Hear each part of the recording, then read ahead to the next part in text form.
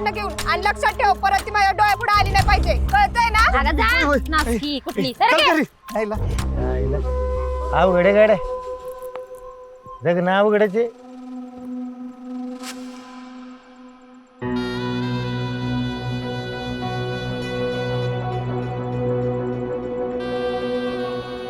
सोपं आहे गाड्या लग्न लई सोपं आहे.